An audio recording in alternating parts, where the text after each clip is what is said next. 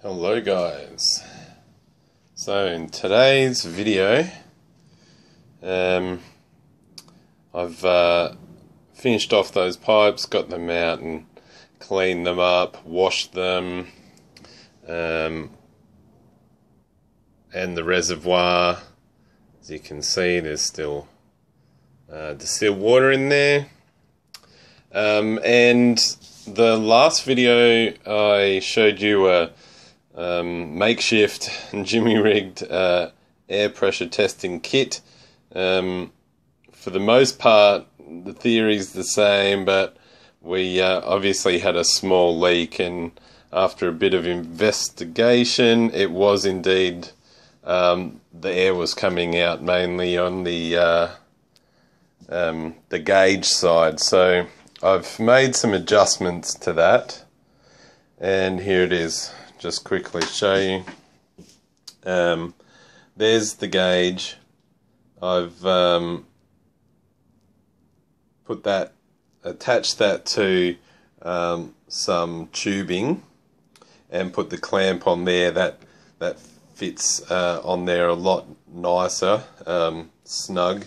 And also at the other end is actually a fill port fitting, which has got the O-ring that we need to compress. So that's going to connect into the system a lot better, and there should be no air coming out of that now.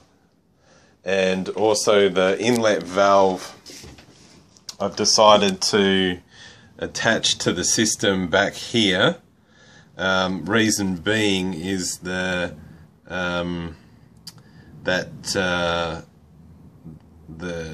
drain port there has got a valve on it, a tap valve, so I can connect the pump it up whilst the valve is open, and then close the valve, and then that cuts off any chance of air escaping out of the inlet there. So I've attached that there, and then I'm going to attach the gauge to that port there. So let me make a quick cut here, and I'll connect it, and we'll give the full system a bit of a test. Alright, I'll be back shortly. Alright, I've connected the gauge to that port back there, and it's just gonna sit there. I've also connected the bike pump to the drain port there and open that valve. So let's give it a bit of a pump.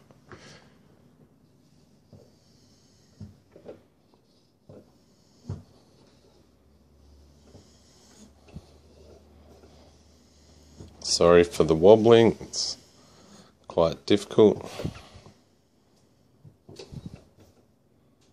Alright, so just get it to out there. I'm going to turn that valve to stop air coming out, and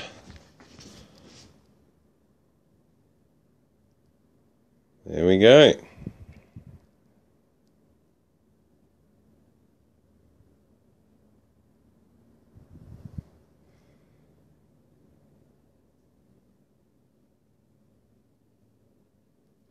Holding steady, and I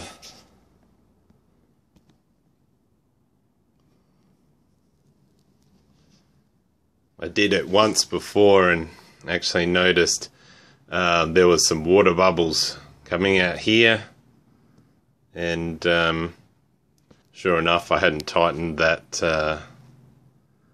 top cap properly, but that's now been done, and I think we're now ready to fill the loop. Alright, see you later.